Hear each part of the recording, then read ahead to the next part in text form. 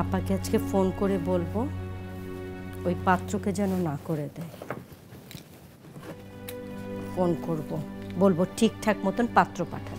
একটা বয়স্ক পাত্র পাঠিয়েছে, এর কোনো মানে আছে? তুমি বাড়িকে বিয়ে দেওয়ার জন্য তো ব্যস্ত হচ্ছ কেন? ব্যস্ত হব না কেন? যে কারণে তুমি ব্যস্ত হয়ে ইরফানের বাবার অফিসে গিয়েছিলে, সেই একই কারণে আমিও ব্যস্ত হয়েছি। বাড়ির কষ্ট আর আমি নিতে পারছি না। তাছাড়া আজ বাদে কাল ইরফানের বিয়ে, পারি কি পারবে এই ভার নিতে? ও যতই এটা সেটা বলুক না কেন, ভেতরে ভেতরে তো কষ্টে দুমড়ে মুচড়ে যাচ্ছে।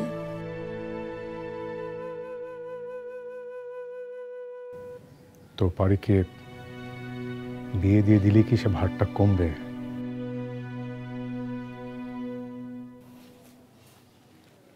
ভার কমবে কিনা জানি না, তবে ভার ভাগ করে নেওয়ার মতো পাশে যদি কেউ থাকে, অন্তত কষ্টটা তো কিছুটা হলেও কমবে। এই ভ্যান ভ্যান ভ্যান, রাখ রাখ রাখ রাখ রাখ, এইখানে বাস। হ্যাঁ হ্যাঁ, মাথা তোল তোল তোল, সাবধান সাবধান। হ্যাঁ আয়, এই যে বাসা, আয়, আরে আয় আয়, সাবধানে দেখিস।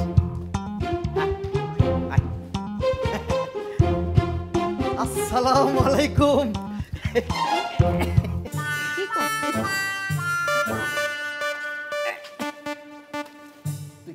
বাড়ি গিয়ে অপেক্ষা কর। আব্বা আম্মা ভালো আছেন? এই গাজীপুরে আমার একটা প্রজেক্ট আছে, একটা ফ্যাক্টরি আর কি। ওই ভেতরে হয় গয়না আর বাইরে হয় হইতেছে আপনার শাকসবজির চাষ।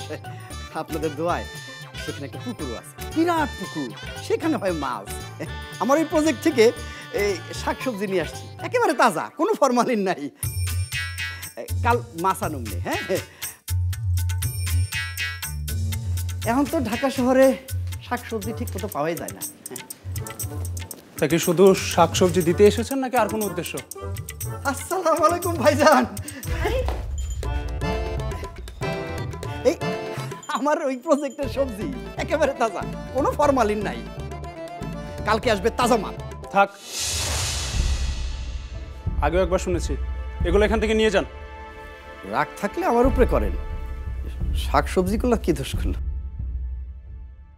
অনেক হয়েছে, কাল থেকে আপনার যন্ত্রণা আমরা সহ্য করছি। আচ্ছা, আপনার এখানে আসার পরে কি একবার মনে হয়নি যে পাত্র হিসেবে আপনাকে বিবেচনা করছি না আমরা? কালকে রাতে একবার এসেছে, আজকে সকাল সকাল আবার। আপনি কিসের জন্য এসেছেন? হ্যাঁ, কিসের আশায়? বিয়ে? আপনাকে কে বিয়ে করছে? পল্লব, তুই থাম। কোথায় আমাদের পারি আর কোথায় আপনি, কোথায় লা লিগা আর কোথায় এই মহল্লার ক্লাব। বামন হয়ে চাঁদ ধরার খুব খায়েশ হয়েছে আপনার, তাই না?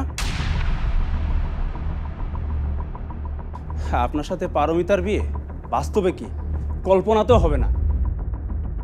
আর এমন অদ্ভুত আশা আপনাকে কে দেখিয়েছে? হ্যাঁ, আমি দিয়েছি ভাইয়া।